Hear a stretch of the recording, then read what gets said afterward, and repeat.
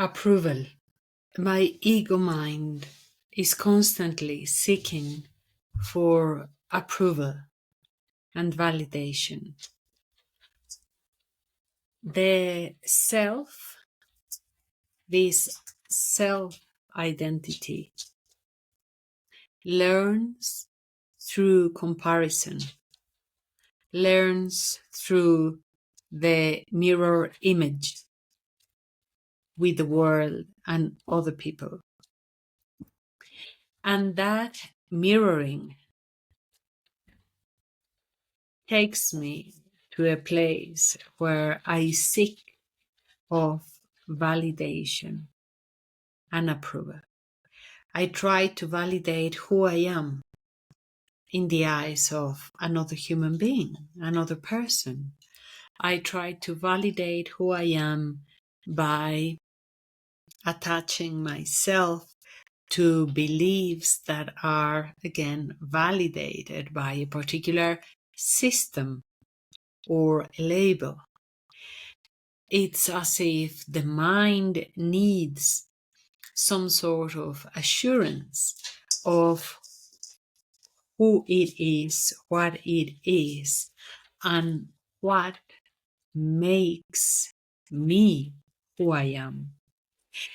And most of our life is anchored in concepts, in subjective concepts, depending of my cultural background, of my social background, or of my religious background.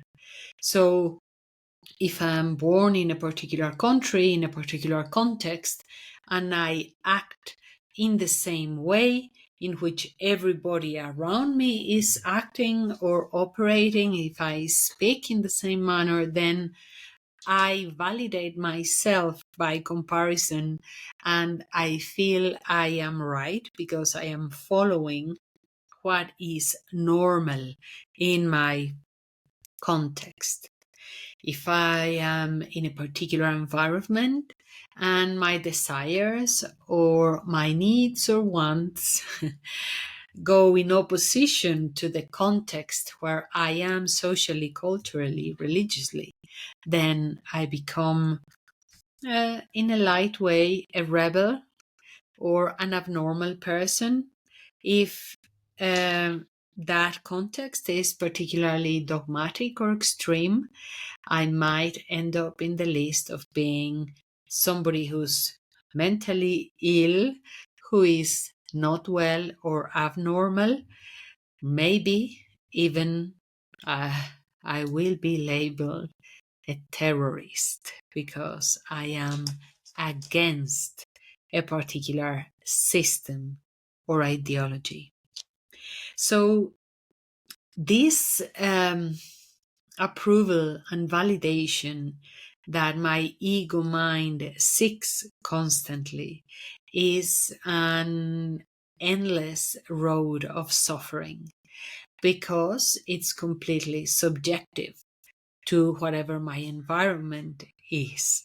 So depending where I am born or where I go, the color of my skin fits in or does not fit in. And that is completely subjective. So there is no right or wrong color of a skin. There is no right or wrong ideology. There is context. There is a background or a tradition. Now, most of the time, we create and support ourselves in community in order to create this validation.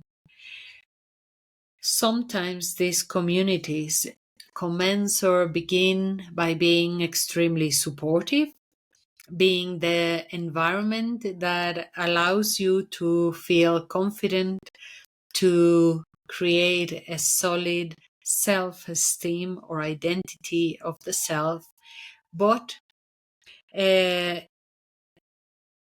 more often than we would like to, our communities become constrictive and restrictive whenever we want to be ourselves. whenever we want to sing our own song or share our own point of view of reality, of existence, of what is to be human, of life, of death, of God, good, evil, and so on and so forth. So the game of approval and validation is endless, and it is the perfect setting for discrimination. And discrimination is the fuel of war, of violence. Because if I find the internal reasons to despise you because of what you think, of what you believe, because of your color, because of your preferences or your needs, then I have become evil myself. It doesn't matter what I am discriminating or I am being radical about.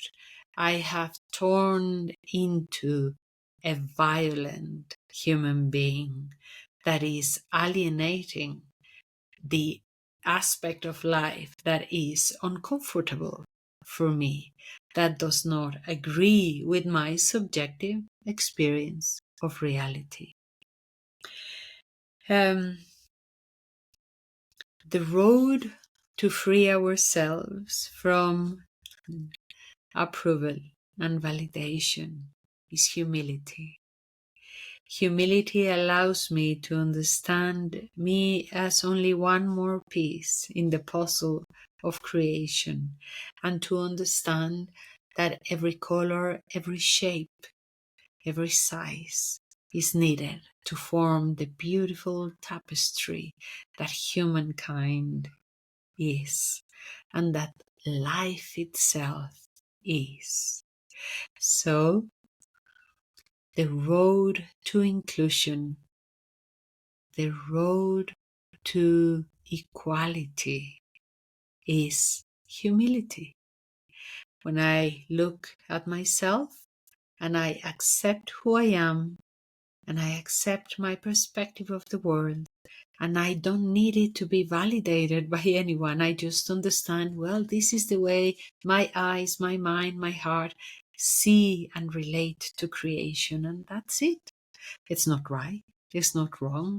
It's simply the way I perceive existence, and that's okay. In that same way, whoever is in front of me has their own way of perceiving reality and existence. And I, through humility, can be curious, or maybe might be open to be curious and say, hey, let me know how you see life when you look through the window of your eyes, of your perception, of your reality. How do you see creation itself? What do you believe about life, about death, about God or no God, or consciousness, or matter, whatever it is? So humility opens up the beautiful door of curiosity. And once we open the door of humility in our hearts, then we are moving ourselves far away from the need of approval, of validation, and therefore we make possible a reality of equality and inclusion.